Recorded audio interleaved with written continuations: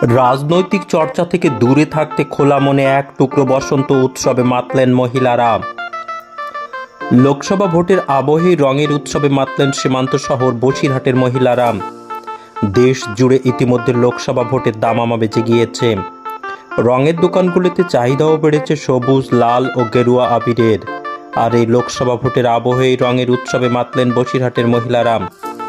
Basirhat ladies ক্লাবের উদ্যোগে দোলযাত্রার প্রাক্কালে বসিরহাট পৌরসভার ৫ নম্বর ওয়ার্ডের একটি বাগান বাড়িতে কবিতা আবৃত্তি, নাচ ও গানের মধ্য দিয়ে প্রাক দোলযাত্রায় সামিল হলেন মহিলা সহ কচিকাচারা। দেশের প্রতিটি কোণাতেই এখন লোকসভা ভোটের আবহাওয়া, সর্বত্রই রাজনীতির চর্চা। তাই সেই রাজনীতির চর্চাকে একটু দূরে সরিয়ে রেখে খোলা মনে বসন্ত উৎসবে সামিল হলেন প্রমীলারা। সঙ্গে চলল দেদার ভুলিভোজ, পোলাও ও মাংস, কোনো কিছুই বাদ ছিল না।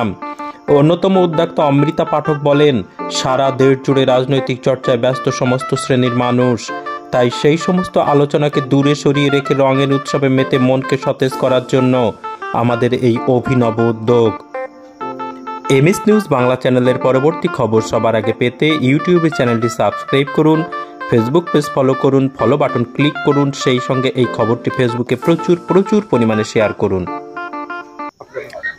আসলে চারিদিকে এত রাজনীতির এত ডামাডোল, সেখান থেকে আমাদের মানসিকভাবে শান্তি, নিজেদেরকে পরিবেশ পরিস্থিতি সম্পূর্ণ অন্যরকম।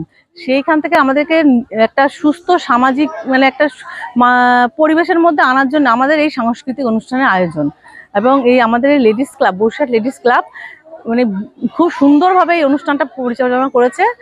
আর আমরা প্রত্যেক বছর আশা করব সবাই এই অনুষ্ঠানে যোগদান করে আমাদের এই অনুষ্ঠানটাকে সাফল্য করে দিন।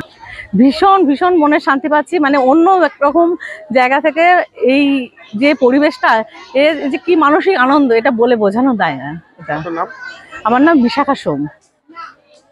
সারাদিন আমাদের প্রত্যেককে এসছে, অনেকে কলকাতা থেকেও এসছে, বা যারা বসিরহাটের মেয়ে বাইরে বিয়ে হয়েছে এরামও তারা আসে। এই একটা দিনই সবাই খুব আমাদের বসিরহাট লেডিস ক্লাবের পাশে থাকে। আমাদের প্রথম থেকেই র্যালি হয়েছে, আমরা র্যালি করি, তারপরে আমাদের কিছু নিজস্ব অনুষ্ঠান, আমরা কয়েকজনকে সংবর্ধনা দিই।